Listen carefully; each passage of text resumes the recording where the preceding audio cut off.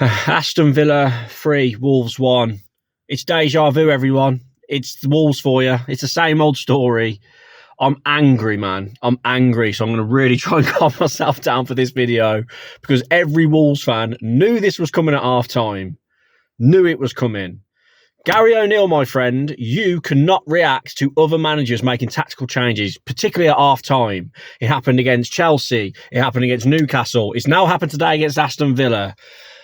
Woo! So, same starting lineup as what we played against Newcastle, but this time Bellegarde was on the right, Cunha was on the left. I don't know what it was. Is it a 4-3-3? Is it a 4-5-1? Is it a 4-2-3-1? I don't bloody know because the players are all over the place. It's like square pegs in round holes. I don't know. But in saying that, we dominated the first half. It worked. Cunha was on the left, Strand Larsen up top, Lamina was floating forward. Andre in midfield first half was one of the best players I've ever seen in a Wolves shirt. The bloke is immense. He is the highlight to come out of this shit show that's going on lately. He is a fantastic player and he's the standout, and probably along with Cunha as well. But that first half, we had 10 shots to Villa's 4. They had 2 shots, none on target. We were in their box every 2 minutes, dominated play, and how we only scored 1 goal, I'll never know. And the goal as well came from a Villa mistake. Great finish from Cunha, pounces on it, posting in. Larsen has like a really good chance, but his pace, he ain't got that pace, as he. So the defender caught up with him. He looked like he didn't know what to do. Hit it straight at Martinez. Ait-Nouri off a corner. Hits their defender's leg, goes wide. Lamina had a header on a corner. So look, we should have been 2 or 3 up at half time. We should have been. The domination, we should have been more than 1-0. But when it was only 1-0, don't Wolves fans know what's coming? We know now. It's like action replay every game.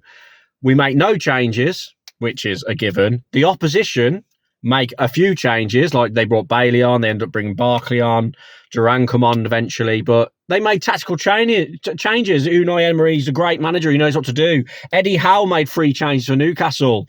The Chelsea manager, I forget his name, the old Leicester manager, brought Neto and that on at half time when we were 2-2 with Chelsea. And O'Neill just sits there and doesn't react. And he's like, right, do the same again, boys. But we couldn't because they'd made tactical changes today, Villa. And they absolutely, when you're a Wolves fan, when you watch a Wolves game, a game of 2 halves should be tattooed in our mind because every time we play, it is a game of 2 halves. And Villa absolutely battered us second half. It was just reverse it. And they just did exactly what we did first half, but then they did it to us. But the difference is they scored 3 goals. We crumbled. We kept the back 4. We brought Strand Larsen off, who's like a big fucker who can hold it up, and bring Guedes on. So that was a stupid change, in my opinion. I wanted to see Guedes come on, but maybe for Bellegarde, not for the big bloke up front who can hold it up and relieve some pressure. He brings on who else did he bring on? Rodrigo Gomez, I love Rodrigo Gomez, but when you're defending for your lives and you bring on a player who's really small and weak as piss and he's more of an attacker, don't get that move either for me, really, because he found himself defending a lot and he looked really uncomfortable. Yerson went off injured eventually, but the goal was coming. We knew the goal was coming from Watkins. It was just a matter of time. And a bit of Semedo's on a booking, so he kind of backed out the tackle. Big deflection off Dawson, it's 1-1. And when it went to 1-1, you know they're going to go and get a second.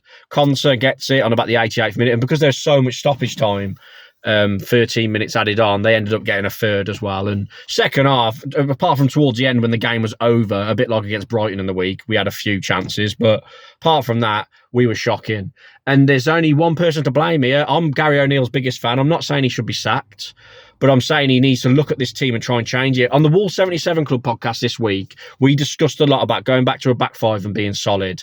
Now, there was a lot of hate in our comments and our replies. People saying, oh, no, we've got Andre, one of the best number 6s in the world. You've got to go back 4 here, protect him. I agree. That first half, you were right. That second half, why don't you switch it up? I know we've got no defenders now because they're all injured, but bring Doherty on, put him right centre-back, do something, because we're getting absolutely battered and everyone knew what was coming. Tactically, in-game, O'Neill has been shocking this season. Absolutely shocking. He don't know what to do when the opposition manager changes it. That's it. That's the story of our season so far. We should have beat Newcastle. We got away with a draw at Forest. We were brilliant at Arsenal, but we couldn't score. We should have won today. We should have put the game to bed in the first half. But no, we're sat on 1 point. We're in the bottom 3. Morale's on its arse. And we've got Liverpool to come next week. Who would be a fucking Wolves fan? It's so frustrating because everybody who were a Wolves fan at half time knew that was coming. I bet everyone sat there who was in the away end, who was watching it on a stream, said, yeah, this is going to be 2-1 Villa. This is going to be 3-1 Villa. You just knew it was coming. You just knew, especially when you see Villa making changes. If we can see it, why can't Gary O'Neill see he's got to change it?